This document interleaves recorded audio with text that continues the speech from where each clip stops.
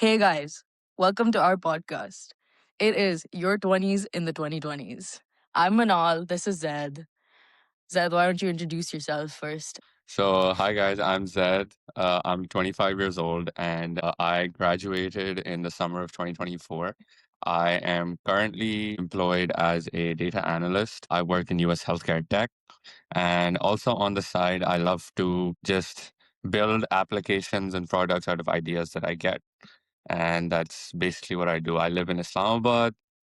I am from Karachi, the same way Manal is. Yes, sir. But moved out. I moved out in 2024, and I've been living in Islamabad ever since. Fair enough. I'm Manal. I'm 23. I am a designer by nature. You're I 23? graduated. I thought you Yes, were sir. 22. Bro, come on, man. I'm getting old also, okay? You're the unk in this podcast, okay? Um, Whatever. I am a designer and I live in London. I graduated in 2024 and I currently work as a digital content creator in the big FMCG world. From Karachi originally, as you know, that's how I met Zed. And now we live very far from each other. But we're using this podcast as a way to reconnect and discuss the similarities in our lifestyles, even though we live in such different environments. Yeah. Just to add on to what Manal said, how we met has an extremely interesting story, is an extremely interesting story altogether. But I guess That's a different we'll table podcast. that. We'll table that for another episode, I guess. Yeah, I think so. I think that'll be a long session. You guys will get a full 2 hour run, maybe. Or maybe not. Let's see. The lore. Fair Anyways, enough. so we're here. Basically, we wanted to start this podcast exactly for the reasons that Manal said. And I feel like we were just discussing this over the phone literally 3 days ago, and we're here Yep. now. Manal has a flight in a couple hours. I have to go get my car fixed, but we're here. And I feel like the reason why me and her are a good fit for this is because we come from very similar backgrounds and we have very different experiences, especially with regards to university and with regards to our current trajectories in our professional corporate life. But I feel like right now we're really, really dealing with the same thing or at the very least very similar things. So I Pretty thought it much. would be a good way for us to we've never had a platform where we were able to discuss and share that, you know? Yeah. Pretty So much. And I also feel like yeah, as we get into it, maybe more of you guys would be also going through the same thing. So this could be a platform for everyone to kind of relate. fair So enough. the topic we are starting with today is the transition from university to professional work life. How is that Ew. transition for you, Zed? Uh, so if I had to describe it in like a few words, I would probably say it was the equivalent of getting hit by a truck. Fair enough. I don't know where our viewers are where our listeners slash viewers are gonna be from, but when you come from Pakistan, you tend to be very, very sheltered in the sense that the general trajectory of your life with regards to how long you stay with your parents versus like move out and start your own life is very different. And it comes on, I guess, much later in life. Back at home, my parents' still live with them, you know? Well, one Hmm. of the ones that's left now. Um, R.I.P. um, RIP. So I sort of wanted something a little bit different, and I never had the opportunity to get out for my undergrad. So the first option I got a job in Islamabad, and I was like, okay, guys, I'm leaving. I literally went up to my parents and I said, I'm out of here. And He I had never dipped. lived alone before, ever in my life. I had never cooked myself. Well, I sort of had, but not I regularly. mean, Uh, he was a shit cook, guys. yeah, I was a Let's just terrible be cook. real. And a great testament to that is the first week I was here, I cut my finger from right here Loser. with a knife while trying to be like Gordon Ramsay. And I ended up in the hospital and I had to get like 3 or 4 stitches on my finger. So that wasn't fun. And I had to get used to living alone, being by myself, making new friends, not having unfamiliar social circles. And also, I did a business degree. and I went into a technical role. So that was also pretty demanding for me in the beginning. Yeah, man. Those kind of changes are crazy, to be fair. And doing it Yeah. after university is such a big like difference than doing it during, because I'd say creating a new circle is way harder when you're outside of a system versus when you're 100%. within one. 100%. I mean, similarly, I'd say those were things that I felt too, but now I moved way earlier than Zed. So Mhm. I moved before uni. I studied uni in at university. University.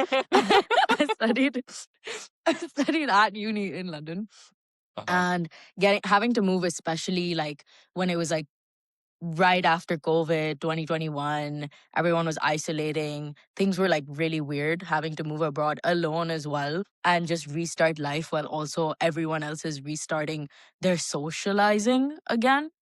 But getting to adjust that way, I would say, was still significantly probably easier than Zed's scenario, because you enter university, everyone else is doing the same thing, everyone else is connecting that way. But at least the biggest challenge for me was a major culture difference in the way life works outside of Mhm. Pakistan. That's very true. Yeah, that's very true. Yeah, like the way things are here is like you don't have your normal way the house works, like your family is all far away, the way people socialize is completely different, the way people meet up is different. There's so many social cues that are so different in comparison to back home. Like we have that South Asian community culture, and you don't necessarily see that when you're in the UK, especially with people from different cultures as such. So Uh-huh. I'd say that was one of my biggest challenges, and then having to navigate that with university and different ways of working throughout. Like for me, at least in comparison, Zed went straight into a job. It took me a year to get a job after graduating. I would be like calling him and like being like, yo, bro, like I'm still applying, I'm still figuring shit out. He'd be like, yeah, dude, mil Yeah. jayega. We'd Like you're write not gonna we'd have a write problem. Manal's CVs together. Yeah, dude, it was like practicing interviews and shit, like doing all of For your that. current job, I remember we did a whole thing. Yeah, yeah, yeah. It was like a long ass interview. I think Hmm. his friends were at his house, and he was like, "Guys, give me 20 minutes." And I was Yeah, doing like a that preparation that that is what happened. Yep. interview as well.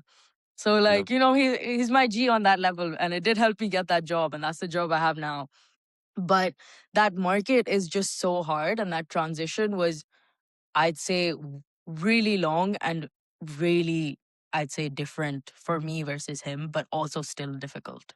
Mm. Do you see like people around you maybe go through that length of time in between in comparison to you getting a job straight out of uni in Pakistan at least? Definitely, without a doubt. I think in Pakistan, the current job market, I think it's an absolute atrocity to say the least.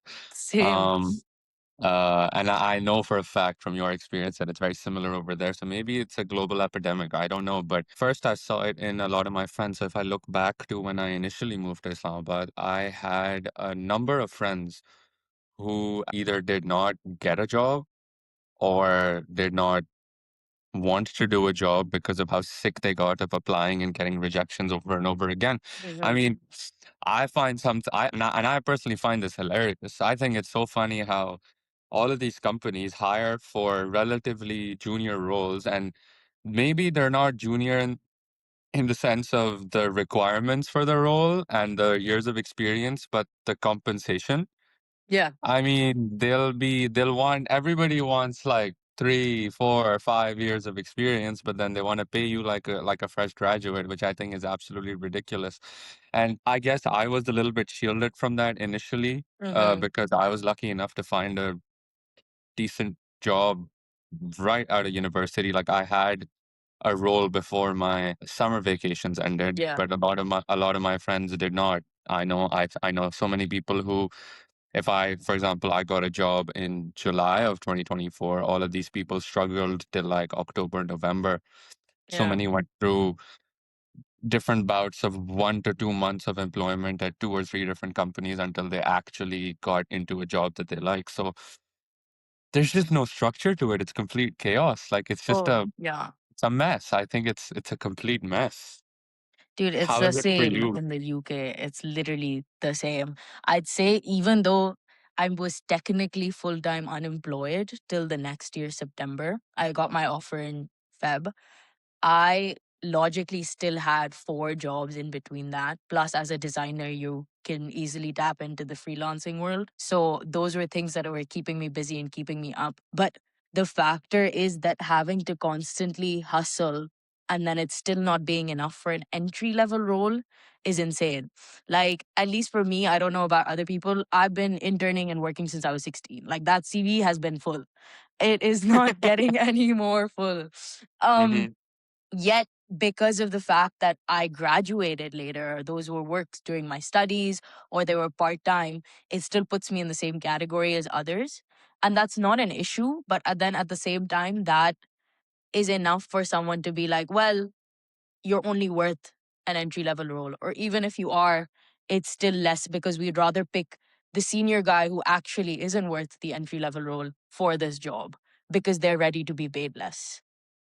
And So yeah, I would like to ask you a very interesting question, yeah, go on. especially since your line of work really focuses on like real work product and like a portfolio. I know you have Yeah. your own portfolio. So, like, how fair is it, according to you, that there isn't like some sort of a trade-off between experience and a portfolio or like a work or like work product or just real work to show to people? Like, do you think that experience is still more important, or the stuff that you've done, the things that you've put out Mm, there for people to see or be able to, in my case, for example, be able to use? yeah. um like, how do you sort of, what's your take on that? I mean, at least for me, the creating that product is experience or creating that work is accounted for as experience. And in the creative world, that's exactly what you're taught to think and that's what you're taught to see. But a lot of professionals, your hiring manager or your the other guy who's seeing your CV or selecting it, whoever's in HR, etc., they're not tapped into that creative world as well. So, especially when you're applying to corporate environments, your CV needs to look better than your portfolio half the time, or then it changes from a company, whether Mhm. you're going to a design agency, then they look at your work more than your experience. Some people don't even take a CV in that aspect. So it's just really hard to navigate because it's not about me in that aspect. I think it's equal. I think that work you create is experience. So if you basically spent your whole degree doing fuck all and not creating anything, then yeah, then you're not really bringing anything to the fucking table. Um, Uh-huh. Same case with if you did a job and you didn't actually do anything in that job to show anything out of it, like what have you learned or what have you experienced, it's kind of that same case. But at least for the people hiring, it's not, but you won't know which one till after the application, really, or till you get a chance to even work in that company. Like the company I'm in right now, they have a very few design specific roles. Our managers know nothing about it except for the work that they see us doing. Like, so that direction doesn't necessarily exist. I mean, of course, if you have an eye for creative stuff, you can get a hang of it and you can know how to manage your fucking employees. But what else? Like, that's kind of the state of many corporate environments when it comes to that. And that's why they look for that designer who actually needs to be a designer, video editor, UX, UI guy, coder, etc. Because they So put like all of it all in in one, one. just Yeah, they put one all in stop one. shop type of situation, Yeah, which I pretty I much. don't think is fair, because aren't they all still like specialized roles? Like, and especially Yeah, I think that just really ties back into this whole issue with how very, very junior level or junior experience roles are expected to do so much, pretty much. because it takes time to like stack on these skills and build that sort of Yeah. skill stack. And going And even back to the degree, like there's different degrees for that. People study graphic design no, specifically, or exactly. 3D Yeah, no, design exactly. specifically, or video animation specifically. Now, I was a little crazy. I studied just design. So I did do a little bit of everything. But it is still not enough because then they're like, okay, but you've only done this for 1 month versus someone who specialized in it for 3 years. So there's that So issue that comes with it. so then it's a fucking lottery, is what you're Yeah, saying. it's a lose-lose situation either way. They want I don't someone diverse understand. enough. But then Yeah. if you want the diversity, they want 3 years with each time of diversity. And it's like, man, I don't know. I couldn't have been fucking editing videos and creating like 10 video games at the same time. But Yeah, sure, like like a day is only 24 hours, yeah, you but know? that's kind of how it works at least here and what I've seen at least here. I've actually been looking for a new job, Mm, and I just look at like job descriptions and like that whole qualifications and requirements section that they have, and I'm just like, what? yeah. What is this? Because it just goes on and on and on. Like I saw, so normally in tech, Mm, the way that it works is you have usually job descriptions have like, okay, this is our preferred tech stack for our developers, right? So it'll yeah. have maybe one or two things for back end, one or two things for front end. And then apart from that, you'll have like one or two other platforms, like for example, like N8N for like automation, or just like it'll have one or two extra specific things apart from your main back end and front end architecture and infrastructure. And then literally this morning, I saw this job. It had Oh my God. It had like five different things in back end, five Yeah. different things in the front end, five different like automation platforms. And then I'm just staring at it and I'm like, how do you and then it said 0 to 1 years of experience. And I was like, what do you expect us Nobody's gonna be able to do even one of those things with 0 to 1 years of what do experience, you bro. expect us to Like, do? And then it had like four like different coding languages, like there were two scripting and database yeah. separate. And I'm like, this is insane. Yeah, and people specialize in just one coding language. Man, props to people Exactly, who learn code. exactly. I tried for 6 months and it was still too much for me. But yeah, it's just crazy. That's how it is. Even I've also been looking at job roles. So that's why we're in that same wavelength of that aspect too. And Yeah. and like I said, it's the same thing on my end too. And it's just insane on how those expectations don't match the requirements anymore. It's Oh, like 100%. it's like they just write the word entry level because they just have to show that, oh yeah, we hire young people or whatever. No. And I feel worse for like the ones like, at least so on my LinkedIn it shows me, yeah, I have LinkedIn premium, guys. That's crazy. I'm paying to make sure that I get a job. But sometimes you gotta do what you do. Sometimes you gotta do what you gotta do. Fair. And it shows me like how many percentage of people with master's degree have applied or PhDs or bachelors. Why is there even like a 20% on someone with a PhD like applying for these roles? Why is there a number next to those? And why is there so Exactly. many? I feel worse for the ones who've done their masters applying for entry level roles.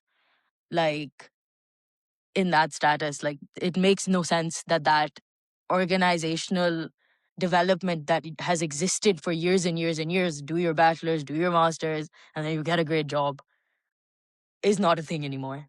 At No, least it I definitely don't think it isn't. is.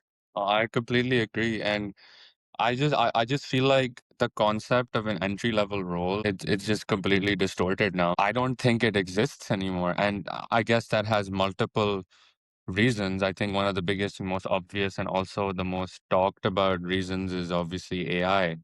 Yeah. And I think this is something that is very interesting to discuss between the two of us because we have Mm. completely different or opposing views on AI Yeah. due to the specifics of the fields that we're Fuck in. yeah. I, for one, love it. I believe you absolutely despise it. Hey, Um, okay. I understand the use of it. Even in my job, we use AI to automate a decent amount of things. And I feel like for efficiency purposes, yes, it is definitely helpful.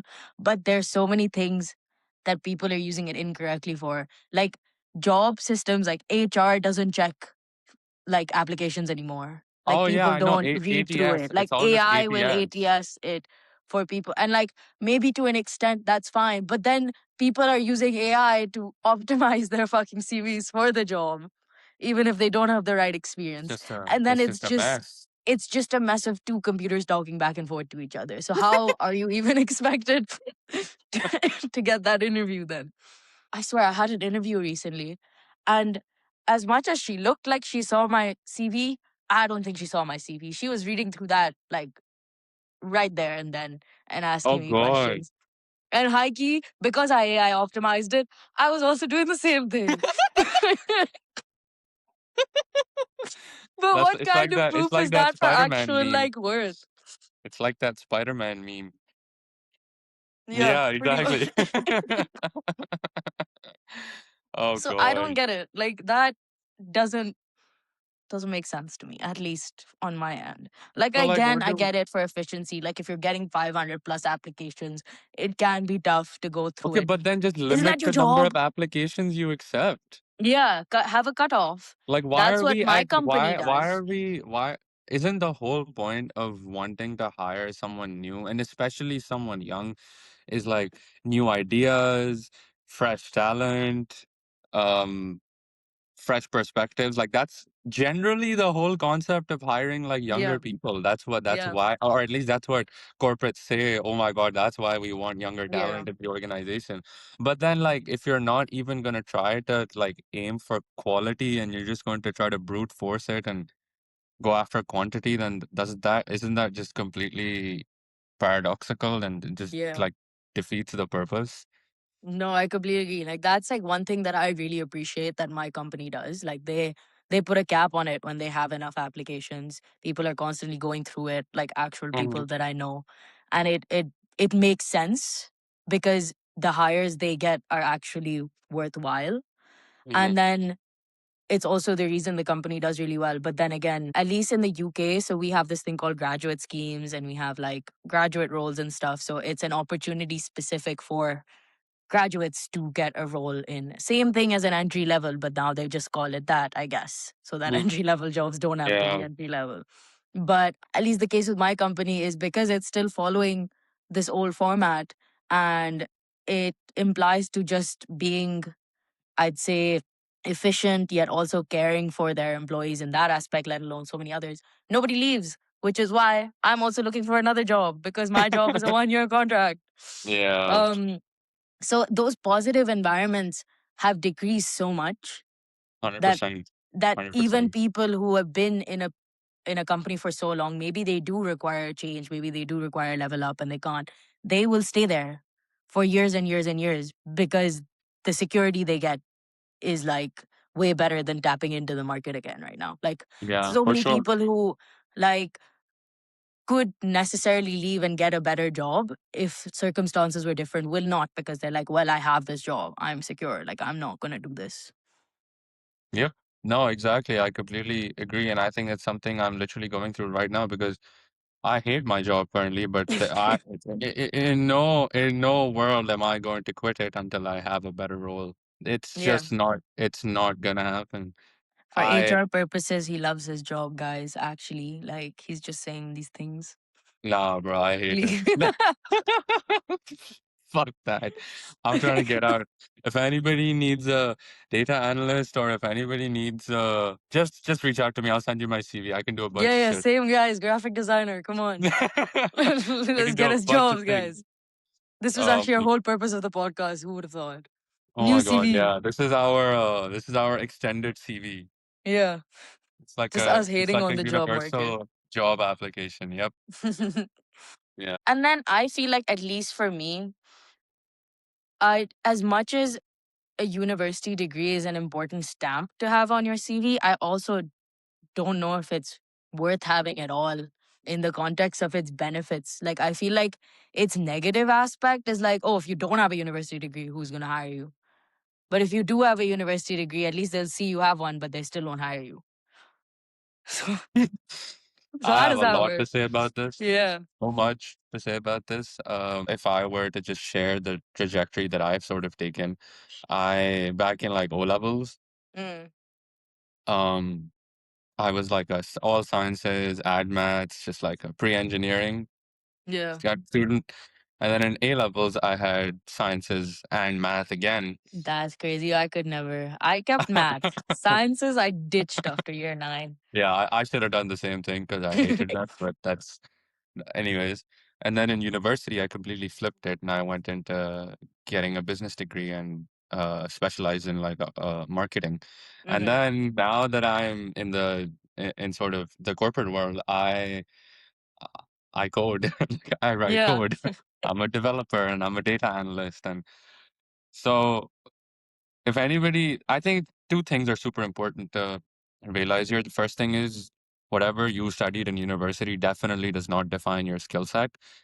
And 100%. even I more agree with that. importantly, yeah, and even more importantly, I feel like yourself shouldn't let it define your skill set because Mm. I think the biggest lie that we're told is, and maybe because of sort of the environment and the people that we were brought up by and around, everybody just told us, oh, you need to complete your education, you need to get a degree because there's no way you land a job without a Yeah, degree. man.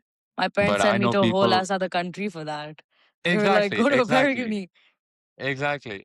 But then I never really ended up working in any of the fields that were became sort of open to me after I completed my degree because I didn't like the Mm. kind of work that was there.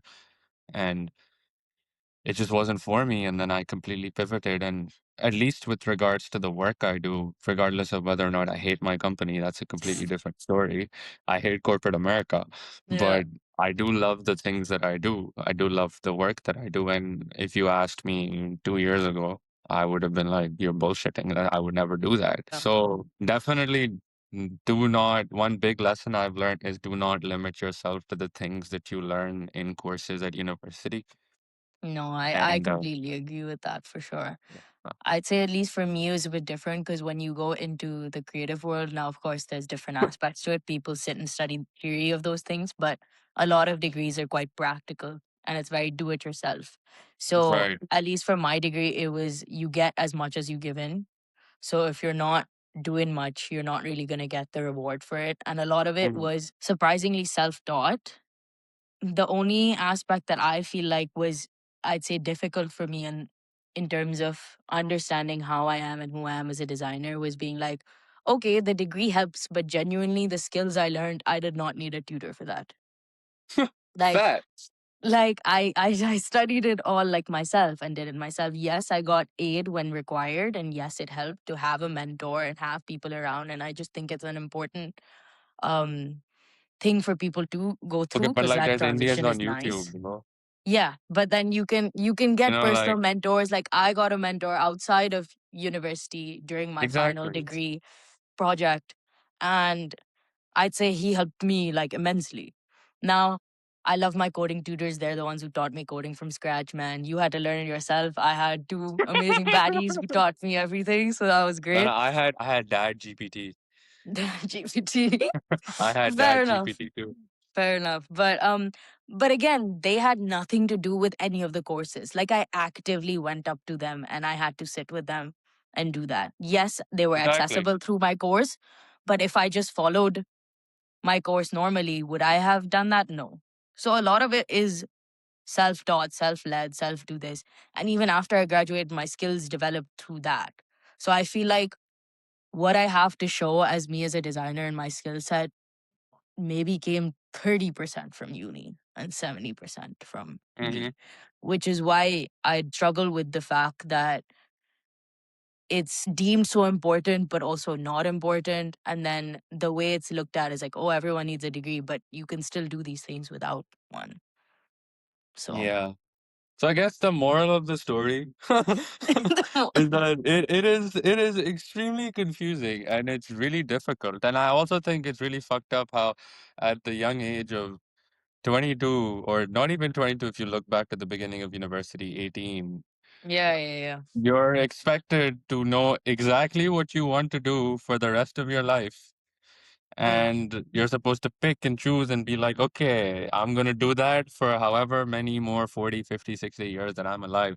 I think that's absolutely ridiculous. Yeah, but the thing is, bro, so Because, you actually switch things up and you're finding the job market hard. And yeah, usually because I someone never will, knew what I wanted yeah. to do. I still don't know what I Okay, want to do. okay, Like, okay. Yeah, I'm yeah, yeah. That's 25. that's so fair. But like, you know how someone's response would be like, "Oh, because you didn't study that, like it's a bit harder for you to get a job. Koi baat nahi, like do some more shit, you'll get one." I actually Uh-huh. fucking studied what I wanted to and did everything about it. And I'm doing the same things again. And I've done every single fucking job Uh, has been related to design and I'm still struggling. So honestly, at this point, all I'm gonna say is, man, like you might as well chase your dreams, bro. Like it's not gonna make any exactly, difference. 100%. You Just might do as well. whatever you want to You might do. as well. At this point, like it's okay. Like you don't have to follow that trajectory anymore of do the engineering degree, become an engineer, or do the fucking, what's it called? The computer science degree. AI will take it anyways. Exactly. It's Yeah. okay. Exactly. AI is just gonna take it, bro. You Yeah. think Claude's good at coding now? Wait a year, bro. It's over. It's done. It's done. Entry Finished. level jobs non existent, bro. They're They're gonna be already non gone. existent. They're gonna be gone. Yeah. I don't know what to say apart from that, man. I just think that it's just sad to see that that transitionary phase has gotten so much harder than it used to be. Like, I'm sure it has always been hard, like, even maybe in our parents' time. I don't know. They don't talk about it like that. So, but I think it's just generally a mess now. It is a Like mess. that transition is not like a thing anymore. It's so different. Everyone does it so differently. People will like take gap years now. People start their own businesses because they can't find a job. They're like, let me just make my own. Honestly, that's honestly the dream. That's probably what I'm gonna end up doing as well. I'm already Same. doing, but I know this has been very drab and hopeless, and it's been a little bit depressing. But I will also say at the same time that I think Real world is it's depressing. You really can't hide hard. it from them. It's really hard and it's really confusing, and honestly, it's like terrifying. I don't remember the last time I wasn't scared Mm, about any of this. Like it does still scare me, even though I have that stable job and yeah. looking within from the outside, it would look like I have everything figured out, but it's terrifying. It's honestly every day. 100%. And but what I would say is that even for you and for me, that every time we sort of went after something that was a little bit scary and sort of didn't make sense, and we just did it just because we wanted to. Mm, It kind of worked out. Like I feel like it has for me, and I feel like it has mm, for you as well. yeah. So, Oh, look at Zed finding the bright side of things, guys. Look at him. Look at him so go. I think that's super important. I think you just gotta go for what fuck the fear. Just do what you feel like you want to do, and you'll probably figure 100%. it out. You'll probably Yeah, figure it out. it's just, yeah, I'd say just adding to that. It's like at this point, even if you want a trajectory, things are hard. Instead of like drowning yourself in that one phase or that one line you have to follow and that one format you have to follow, you might as well be open to that branch out and those changes. Cause like genuinely, I think those probably bring out the best in your future than anything else. Like, 100%. um, I feel like if I was probably stuck in that whole aspect of like, no, I need this specific job or I need this specific lifestyle, I don't think I would have gone really anywhere. That CV would not have been full, guys. It wouldn't. For sure, for sure. Yeah. Even if I like add a little bit of like an anecdotal experience to that. So I had like a really, really close core friend group of like 3 to 4 guys in back in university, like the boys, Hmm. The and boys. we All the all sort of boysing. started, yeah, we all sort of started in the exact same place. And if I look back now, we're all doing completely different things, all 4 of us. Yeah. Uh, and like, one is currently in marketing, but not specifically marketing. He's in digital marketing and he's part of his own like firm. I have another one who is doing, I don't even know what he does. I think he does business development. Think that's what he does. But yeah, he went from like FMCG to like a completely different industry. And then I have another friend who Mm. is a DJ in Berlin. And then there's Chasing his me dreams, who man. There you go. exactly. And then there's me who is doing what I already told you guys I do. So we Mm. all started in the same place, but we all sort of just did what we wanted to do and figured it out as we went along. Yeah. No, I love that. I mean, I'd say same shit, at least with my uni group. Like everyone's doing like different things. Like one guy studied media and communications and starting his own theater, basically production company. That's so cool. I'm I'm in the corporate world. One of my friends is going to teach English in Vietnam. Like, and he studied design with me. So like, you know, things are switching up. And honestly, yes, it might be because of different reasons and being like, oh, maybe I can't get into this field, so let me try something else. But why not? Like at this point, like you might as well try other things and maybe you fall in love with those other things instead, and that's your actual trajectory. But yeah, this was our pilot episode for your 20s in the 2020s, guys. We thought of an Pre- abbreviation. I don't know if Presenter everyone's gonna like Manal it. is the best. That's my new Y2T2. favorite Manal. Y2T2. What do you guys think of Y2T2? I feel Yeah, like let us know. Y2T2, Uh, it could it's be a a bit, jam. yeah, it's interesting. It's I definitely don't know what interesting. it reminds me of something. I don't know what. It kind of It reminds me also of reminds, Y2K. bro, my nanny's nickname is T2. That's why. Oh, oh lol. I mean, my girlfriend calls me Tutu, so There we go. We have connections to this name, lol. guys. Maybe it's not completely random. It's just it was the vision that just matched us and our Mm-hmm. energies. That's about it. Mm-hmm. Hundred But yeah, percent. thank you guys for tuning in. This is If you Manal do and it Zed. all, and Hmm? we'll see you guys next week. Next week. Yeah. Why not, man? Okay, cool. This Next was week. Manal and Zed. Signing off. Y2T2. Bye, guys. Bye, guys.